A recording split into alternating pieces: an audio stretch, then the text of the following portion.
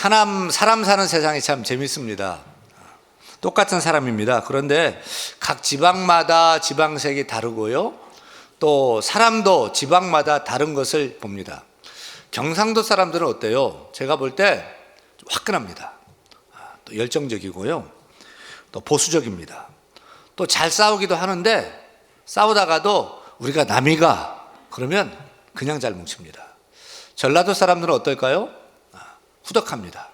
인심 좋고 또 음식을 잘하고 또 의리하면 전라도입니다. 근데 좀 제각각입니다. 충청도 사람들의 특징은 어떤가요? 제가 볼 때 착해요. 순해요.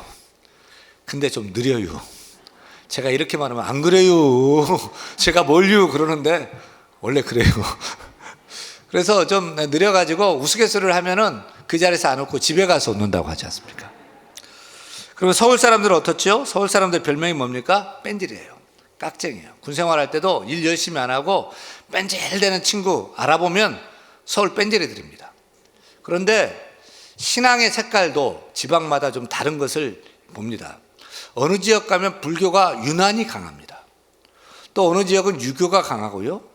또 어디 가면은 기독교가 강해서 교회가 잘 되고 믿는 사람이 많고 쉽게 부흥이 일어나는 것을 봅니다. 지역마다 신앙의 색깔과 열정이 다른 것을 봅니다. 우리 목사들끼리 하는 이런 얘기가 있어요. 어디가 목회하기가 쉽냐 하면서 이런 얘기를 합니다. 전라도에서는 목사님과 장로님이 함께 신방을 가면 장로님들이 목사님의 가방을 들어준대요. 근데 경상도에서 특히 대구 같은 데서는요, 목사님이 장로님 가방 들어준대요. 그만큼 이제 목회하기가 어렵다는 거죠. 근데 서울에서는요, 각자 듭니다. 네. 이 지역마다 이제 좀 스타일이 좀 다르다는 겁니다. 오늘 본문 사도행전 11장에 보면 사도 바울이 세 도시를 방문합니다. 어떤 도시냐면 첫 번째는 데살로니가, 둘째는 베레아, 셋째는 아덴, 지금 그리스의 수도 아테네를 방문합니다. 그런데 도시마다 지역마다 복음을 듣는 반응과 태도가 달라요. 데살로니가는 사도 바울이 전한 복음에 어떻게 반응했을까요? 회당에 가서 예수 그리스도를 전하니까 대다수의 유대인들이 어떻게 반응했냐면 사도행전 17장 5절 읽으면서 확인합니다. 그러나 유대인들은 시기하여 저자의 어떤 불량한 사람들을 데리고 떼를 지어 성을 소동하게 하여 야손의 집에 침입하여 그들을 백성에게 끌어내려고 찾았으나 데살로니가 사람들은 몇몇 헬라인들이 예수 믿으니까 그 꼴 못 보겠는 거예요. 그래서 저자 시장에 가서 불량배들 조폭들 있죠.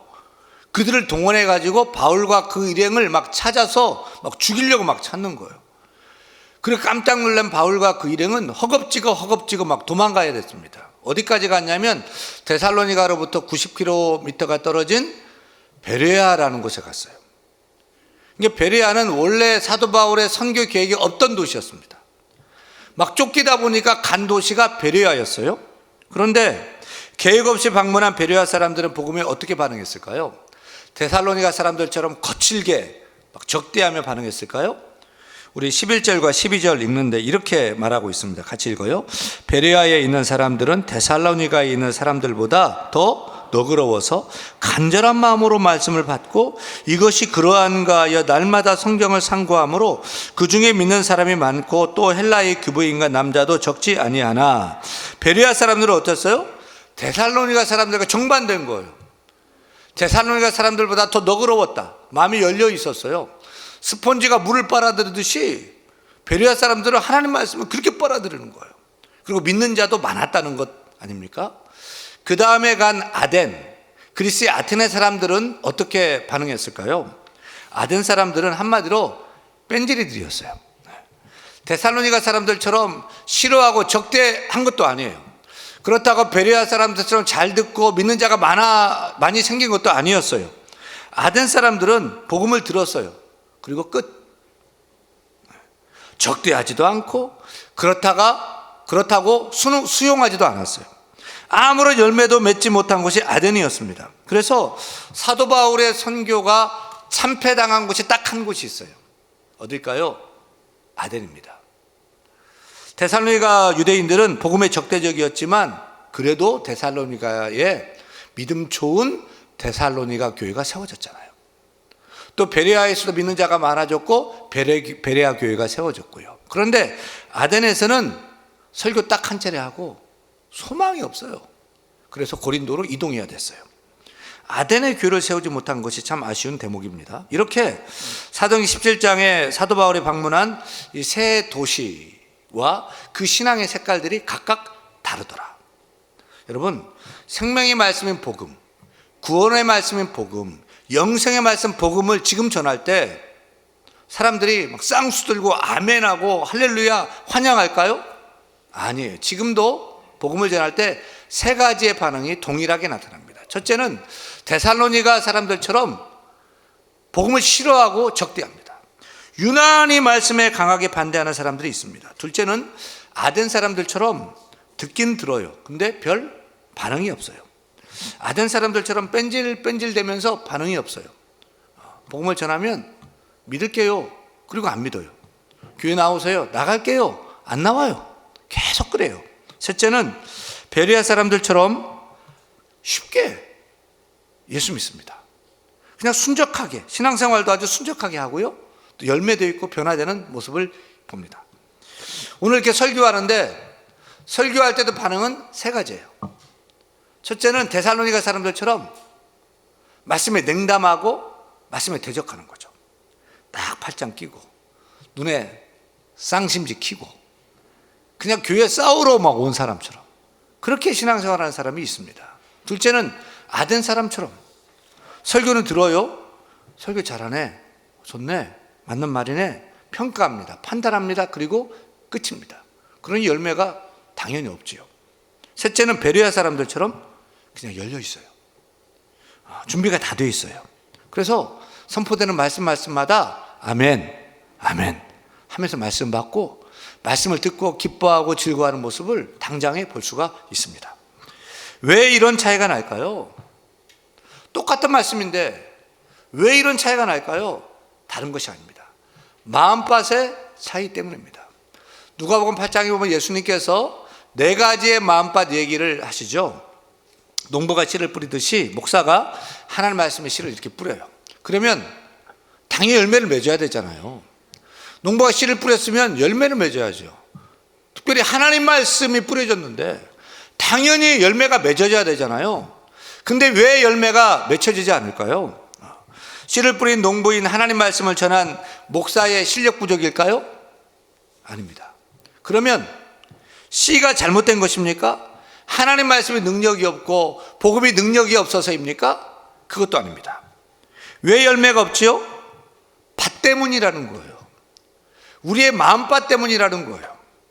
길가 같은 마음밭, 돌짝 같은 마음밭, 가시덤불 같은 마음밭에는 씨가 뿌려지는데 말씀이 뿌려졌지만 뿌리를 내리지 못하고 싹이 자라지 못하고 다 말라버리고 막히고 열매를 맺지 못하더라. 근데 유독 열매를 맺는 밭이 있어요. 그것도 그냥 열매를 맺는 것이 아니라 30배, 60배, 100배의 풍성한 열매를 맺는 밭이 있어요. 어떤 밭이죠? 좋은 옥토를 가진 마음밭입니다. 그래서 옥토와 같은 마음밭에 말씀의 씨가 뿌려지니까 말씀이 뿌리를 잘 내리고 이내 싹이 나고 줄기가 나오고 잎이 나고 꽃이 나고 열매를 맺는데 30배, 60배, 100배 열매를 맺더라. 할렐루야. 그러니까 데살로니가 사람들의 마음밭은 돌짝 같은 마음밭, 가시덤불 같은 마음밭이었죠.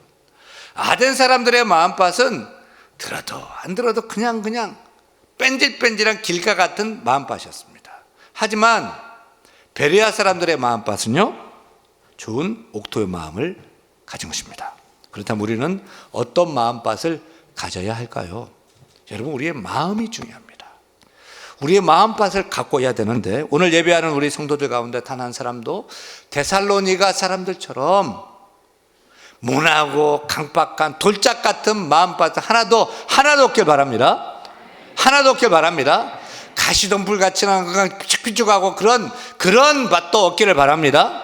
또 아덴 사람처럼 들어도 안 들어도 그냥 변화도 없고 잘하는 것도 없고 뺀질뺀질한 길가밭의 마음밭도 없기를 바랍니다. 우리 모두는 다 베레아 사람들처럼 옥토 같은 마음밭을 가져야 될 줄로 믿습니다. 그런 말씀에 깊이 뿌리를 내리고 싹이 나고 줄기가 나고 가지가 있고 잎도 있고 할렐루야 할렐루야 열매를 맺고 꽃도 피고 30배 60배 100배 풍성한 열매를 맺는 옥토 같은 마음밭을 다 소유할 수 있기를 간절히 축원합니다. 축원합니다. 그렇다면 우리가 그렇게 되고 싶은 베레아 사람들은 도대체 어떻게 하나님 말씀을 받았을까요? 왜 그들의 마음밭을 옥토라고 할까요? 그래서 우리는 베레아 사람들처럼 어떻게 말씀에 반응해야 될까요? 첫째, 우리가 베레아 사람들처럼 따라합니다. 열린 마음으로 말씀을 받자. 베레아 사람들의 마음밭의 특징은 무엇이냐? 11절입니다. 11절 같이 읽겠습니다. 베레아에 있는 사람들은 데살로니가에 있는 사람들보다 더 너그러워서. 베레아 사람들의 마음밭의 특징은 뭐예요? 데살로니가 사람들보다도 더 너그러웠다. 너그러웠다는 것은 무슨 뜻입니까? 마음이 열려 있고 부드럽다는 거예요. 여러분 이렇게 설교를 하면 마음이 열려 있는 사람이 있어요. 그래서 설교를 하면 은혜를 받는 사람은 항상 은혜 받아요. 늘 은혜 받고요. 늘 아멘하고요. 늘 행복해하고요. 늘 만족해합니다. 똑같은 말씀인데 냉담한 사람이 있어요. 싸늘한 사람이 있어요. 똑같은 말씀인데 다 은혜 받는데 또 시험 든 사람도 있어요. 왜 그럴까요? 그 차이가 뭘까요? 그것은 말씀에 마음문이 열려 있느냐 닫혀 있느냐의 그 차이인 거죠. 마음문이 닫혀 있으면 천하의 사도 바울이 오늘 이 강단에 와서 우리 대한교회 설교해도 은혜 못 받을 거예요. 예수님이 오셔가지고 하나님 말씀 전해도 은혜를 못 받을 거예요. 지금 데살로니가 사람들 보세요. 사도 바울이 와서 설교를 하는데 죽이려고 달려드는 거예요. 바리새인들, 사두개인들, 종교 지도자들 보세요. 우리가 그토록 큰 많은 예수님이 말씀을 증거하는데도 마음이 돌같이 강팍해지고 굳어져서 예수를 잡아서 십자가에 달아 죽이지 않습니까? 여러분 말씀을 들을 때 우리 마음이 중요한 거예요. 우리의 마음 문을 활짝 열어야 돼요. 빗장문을 열고 마음을 활짝 여시기를 바랍니다. 아주 꽁꽁 마음의 문을 닫고 멀리서 그렇게 말씀과 멀리서 말씀 듣지 마시고 마음으로 활짝 여시기를 바랍니다. 간 보듯이 살짝만 열어놓지 말고요. 활짝 열어놓으세요. 하나님 말씀을 듣고 말씀에 아멘, 아멘, 아멘 선포되는 말씀에 기뻐하고 즐거워하고 만족하는 여러분 되기를 바랍니다. 그런 은혜로운 마음, 그런 너그러운 마음, 부드러운 마음, 옥토 같은 마음이 있기를 축원합니다. 둘째, 우리가 베레아 사람들처럼 따라합니다. 간절히 사모하는 마음으로 말씀을 받자. 11절을 다시 보면 베레아에 있는 사람들은 첫째, 더 너그러워서, 둘째, 간절한 마음으로 받고. 베레아 사람들의 말씀 받는 특징은 첫째는 부드럽고 열린 마음이었고요. 둘째는 간절한 마음으로 받았다. 여기서 간절한 마음은 헬라어 원어로 보면 파세스 프로디미아스인데 그 뜻은 소원하는 모든 것을 걸고 라는 뜻이에요. 소원하는 모든 것을 걸고. 그래서 마치 농부가 남의 밭에 가가지고 막 쟁기질을 하면서 밭을 가는데 덜그덕 뭐가 걸려요. 돌덩어리야? 생각했는데 그게 아니라 뭐 상자가 나와요. 열어보니까 보석이 막 들어있는 거야. 그럼 어쩌요? 막 놀랬죠. 막 깜짝 좋아가지고 어떻게 해요? 그 밭을 발견한 사람은 기뻐 뛰며 집에 돌아와 집 팔고 논 팔고 냉장고 팔아. 제가 지금 내 파는 거예요. 그 밭을 반드시 사고 말 거야. 전국은 마치 하면서 빙글빙글 돌면서 우리 이 찬양 하잖아요. 일당 받고 남의 밭에 가서 일하는데 덜그덕 나왔는데 보석 상자가 있다. 주인한테 정직하게 얘기했을까요? 안 하고 덮어놓고 집에 가지고 논 팔고 밥 팔고 냉장고 팔고 대출 받아가지고 그 보물을 반드시 소유하지 않겠습니까? 바라기는 우리 모두 그렇게 하나님 말씀을 세상이 그 어떤 것보다도 귀하게 여기는, 마치 농부가 밭을 갈다가 발견한 보석상자를 발견한 것처럼 기뻐 즐거워하는, 소원하는 마음, 귀하게 여기는 마음이 있어야 될 줄로 믿습니다. 중국의 모택동이 당 서기장을 할 때, 중국을 통치할 때입니다. 그때는 문화 대혁명을 일으켰죠. 그래서 선교사 다 쫓아내고 교회문을 닫고 성경은 다 불태웠습니다. 중국의 성도들은 지하로 숨어들어 은밀히 신앙생활을 했는데, 성경이 있어야지 성경을 읽고 신앙생활을 할 수 있지 않겠습니까? 성경이 없어요. 그때 극동방송은 밤 자정부터 성경을 중국어로 읽어주는 프로그램을 했어요. 매 시간마다 창세기부터 요한계시록까지 성경을 중국어로 읽어서 전파를 중국어로 쐈어요. 그런데 그 모택동 시절에 극동방송국에 일본의 동경 극동방송국을 경유해서 한 통의 편지가 중국으로부터 왔습니다. 그 편지를 보낸 사람의 사연이 이래해요.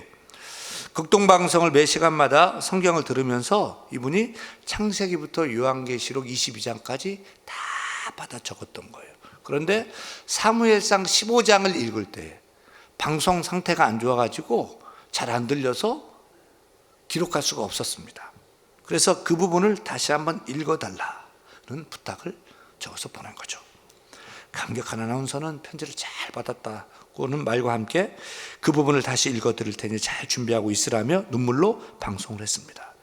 약속한 날짜, 시간이 되었습니다. 중국 아나운서는 보통 때보다 더 천천히 또박또박 사무엘상 15장을 천천히 읽어 주었습니다. 일주일 후에 중국의 성도로부터 보낸 편지가 또 도착했어요. 할렐루야, 하나님 아버지 감사합니다. 드디어 나도 성경을 갖게 되었습니다. 적혀 있었어요. 성경을 다 받았은 그는 너무나도 감격해서 한동안 울었노라는 소식을 전해왔습니다. 여러분, 간절한 마음은 어떤 마음일까요? 바로 이런 마음 아닐까요? 너무나 하나님 말씀 성경을 사모해서 그 성경을 갖고 있으면 죽을지도 모르는데, 그 밤에 한국에서 쏴주는 그 전파 소리를 듣고서 이불을 뒤집어 쓰고 한자 적는, 모든 걸 걸고 소원하는 그런 마음 아니겠습니까? 또 한자라도 놓칠까 봐 귀를 쫑긋 세우고 하나님 말씀을 받아 적는 그 모습이 소원하는 모든 것을 걸고 간절히 사모하며 말씀을 듣는 것이 아닐까요? 여러분, 사도행전 베드로전서 2장 2절에 베드로 사도는 갓난아기들 같이 순전하고 신령한 제자 사모하라 했습니다. 갓난아기들이 여러분 엄마 젖을 얼마나 사모하던가요? 우리 갓난아기들이 주식 관심 없어요. 골드바, 뭐 비트코인, 뭐 아파트 분양권 40평 이런 거 관심 없어요. 그런 거 필요 없어요. 배고파서 막 울 때 엄마 젖 주면은 그냥 좋아가지고 쭉쭉 빨아요. 세상에서 가장 아름답고 가장 만족스럽고 가장 행복한 모습은 무엇일까요? 단연코 배고파 울던 아기가 엄마 품에 안겨서 엄마 젖을 쭉쭉 빨아먹을 때, 그때 가장 행복하고 만족스러운 모습일 거라고 확신합니다. 이런 사모함, 이런 간절함, 이런 배고픔 우리에게 있어야 될 줄로 믿습니다. 셋째, 우리가 베레아 사람처럼 따라합니다. 날마다 성경을 상고하라. 11절 말씀 다시 읽어요. 베레아에 있는 사람들은 첫째, 더더거러워서, 둘째, 간절한 마음으로 말씀을 받고, 셋째, 이것이 그러한가 하여 날마다 성경을 상고함으로. 덮어놓고 믿어라 말이 있죠. 좋은 말이 나쁜 말이에요? 큰일 날 소리예요. 덮어놓고 믿어요? 사기당하기 십상입니다. 물론 하나님 말씀을 확인할 필요도 없이 절대 진리입니다. 그래서 덮어놓고 믿어도 됩니다. 하지만 슬기로운 신앙생활의 태도는 아닙니다. 이것이 정말 그러한가 살펴보지 않고 덮어놓고 그냥 믿다가 이단 사이비에 빠지게 되는 것이 아닙니까? 우리는 하나님 말씀이 정말 그러한가 하여 상고해야 됩니다. 상고는 무슨 뜻이죠? 헬라어로는 아나크리노라고 하는데, 자세하게 살펴보다, 채를 쳐서 골라내다, 탐색하다, 이런 뜻이에요. 그러니까 상고하다는 자세하게 살피고 채를 쳐서 걸릴 것 걸르고 좋은 것 골라내고 탐색하는 거죠. 그것도 날마다 상고했다. 여기서 날마다가 중요합니다. 어쩌다 한 번 성경 읽는 것이 아닙니다. 날마다 성경을 읽어야 됩니다. 날마다 성경을 들어야 됩니다. 날마다 말씀을 들어야 됩니다. 날마다 성경이 그러한가 하여 채를 쳐서 자세히 살펴보고 하나님 말씀에 나에게 주신 말씀을 받아야 될 줄 믿습니다. 묵상한다는 거예요. 날마다 성경을 묵상한다는 거예요. 하나님 말씀이 내 속에서 떠나지 않게 하는 것입니다. 다 같이 시편 1편 1절과 2절 말씀 한번 암송합니다. 복 있는 사람은 악인들의 꾀를 따르지 아니하며 죄인들의 길에 서지 아니하며 오만한 자들의 자리에 앉지 아니하고 오직 여호와 율법을 즐거워하여 그 율법을 주야로 묵상하는 자로다. 복 있는 사람은 어떤 사람이에요? 하나님 말씀이 너무 좋아요. 하나님 말씀이 너무 행복하고 너무 만족하고 너무 즐거워요. 그래서 날마다 주야로 묵상하는 사람이 복 있는 사람이다. 묵상은 마치 되새김질과 같습니다. 소나 양같이 염소같이 되새김질하는 동물은 반추한다 해서 반추동물이라고 말합니다. 소나 양 같은 이 반추동물에게는 위가 4개가 있대요. 처음에는 대충 엄청 최대한 먹어서 첫 번째 위에 둡니다. 그리고 시간이 있으면 꺼내가지고 또 씹어가지고 두 번째 위에, 또 꺼내 씹어가지고 세 번째, 네 번째 위에 집어넣는 거예요. 그러면 소화되는 이 과정의 시간이 오래 걸려요. 12시간이 걸린대요. 하지만 되새김질을 하지 않는 동물보다 더 영양의 흡수력이 뛰어나고요. 또 보통의 동물들이 먹지 못하는 거친 그런 식물들도 다 먹을 수가 있대요. 그러니 소가 풀 먹고도 힘이 엄청 세잖아요. 그러니까 다시 되새김질 할수록 먹은 풀이 살이 되고 피가 되고 뼈가 돼서, 소는 우리가 살도 먹고 피도 먹고 또 뼈도 먹고 양도 염소도, 되새김질하는 동물은 다 살도 피도 뼈도 다 먹을 수 있다는 거죠. 비유로 보자면 풀은 말씀입니다. 되새김질은 묵상이고 상고함입니다. 따라서 우리는 말씀 받고 그냥 끝나면 안 되죠. 영적인 되새김질을 해야 됩니다. 말씀이 정말 그러한가 하여 묵상해야 됩니다. 상고해야 됩니다. 중요한 것은 내가 성경을 몇 번 읽었느냐, 성경을 얼마나 많이 하느냐, 이게 중요한 것이 아니에요.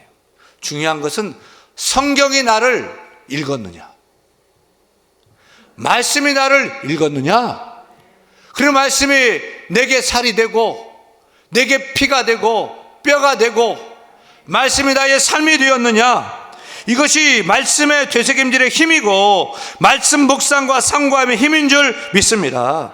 그래서 하나님의 말씀이 나의 삶이에요. 내 인격이 되는 거예요. 나의 삶의 결론이에요. 우리는 말씀을 읽다가도 내 감정과 내 기분에 안 맞으면 말씀 받지 않아요. 내게 어려움이 있고 손해가 되면 말씀을 듣지 않아요. 왜 교회가 이렇게 많은데, 왜 이렇게 성도들이 많은데, 왜 성경은 이렇게 많이 읽고 전파되는데 왜 이 땅이 변화되지 않습니까? 말씀이 말씀이 삶이 되지 않기 때문에 그래요. 말씀이 인격되지 않기 때문에 그래요. 말씀이 말하는데 내 마음대로 살기 때문에 그런 거예요. 여러분, 말씀이 우리의 삶의 결론이 되어야 됩니다. 하나님 말씀하면 손해가 되더라도 어려움이 있더라도 그 말씀을 지켜나가야 될 줄 믿습니다. 말씀이 인격이 되고 말씀이 우리의 삶이 되고 말씀이 우리의 결론이 된다면 하나님 축복해 주십니다. 보장해 주십니다. 사랑하는 여러분, 문제는 읽음이 아니에요. 들음이 아니에요. 지킴이 없어서 그래요. 여러분, 이제 우리가 하나님 말씀이 내 인생의 결론 되게 합시다. 인격 되게 합시다. 삶이 되게 합시다. 그래서 세상에 나가서 우리가 오늘도 성경을 내 삶 속에서 성경 그대로 다시 써가는 그런 성경의 사람이 될 수 있기를 간절히 축원합니다.